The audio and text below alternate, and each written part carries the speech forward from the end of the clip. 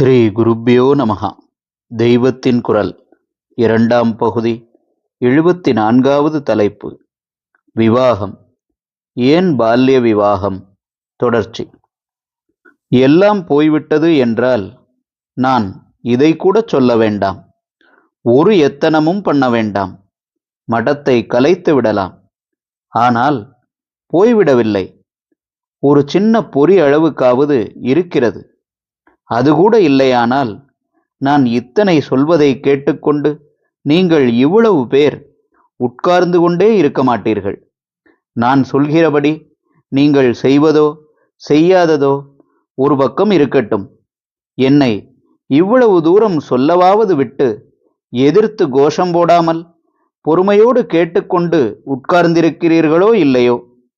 அதனால்தான் ஒரு பொறியாவது இருப்பதாக நம்பிக்கொண்டு அதை எப்படியாவது விழாவெடிக்கிற மட்டும் ஊதி ஊதி கொஞ்சம் ஜுவாலை வரும்படி செய்ய முடியுமா என்று முயன்று கொண்டிருக்கிறேன்.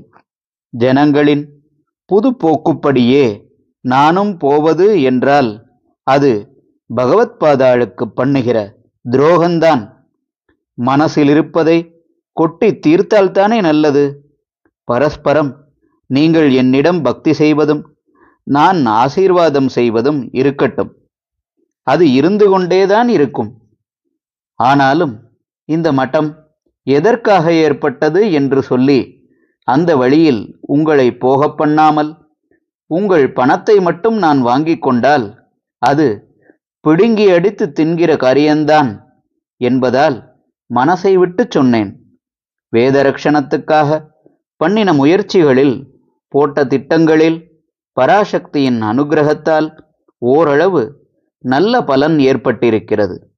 வீட்டுக்கு வீடு அத்தியனம் இருக்கும்படி பண்ண முடியாவிட்டாலும் அடுத்த தலைமுறைக்கு அத்தியனம் என்ற ஒன்றே இல்லாமல் போய்விடுமோ என்ற நிலைமை மாறி இப்போது அநேக வித்தியார்த்திகள் தேசம் முழுவதும் பல பாடசாலைகளில் அத்தியனம், வேதபாஷ்யம் எல்லாம் படித்து பாஸ் செய்து வருகிறார்கள்.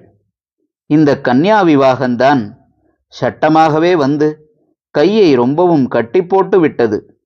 அரசாங்க சட்டத்துக்கு அடங்கித்தான் ஆக வேண்டும். ஒரு பெண்ணுக்கு மனோபாவ விகாரம் இல்லாத காலத்திலேயே இதுதான் தெய்வம் என்று நினைக்கும்படியாக ஒரு புருஷனின் கையில் பிடித்து கொடுத்து அந்த பழக்கம் ஊறிய பிறகு, அதாவது விகாரம் உண்டாகிற காலத்தில் தன் சரீரத்தை அர்ப்பணம் செய்து கொள்ளும்படி செய்ய வேண்டும் என்கிற தர்ம சாஸ்திரத்தின் நிரந்தரமான சட்டத்துக்கு விரோதமாகத்தான் அரசாங்க சட்டம் இருக்கிறது. என்றாலும் கூட சட்ட மறுப்பு பண்ணு என்று சொல்வது சரியில்லைதான். அதனால் எறும்பு ஊற கல் தேயும் என்கிற மாதிரி நாம் விடாமல் எடுத்து சொல்லிக்கொண்டே இருந்து அவர்களுடைய மனசு மாறுகிறதோ என்று பார்க்க வேண்டியதுதான். ஹரஹர சங்கர, ஜெய ஜெய சங்கர. தெய்வத்தின் குரல் மேலும் ஒலிக்கும்.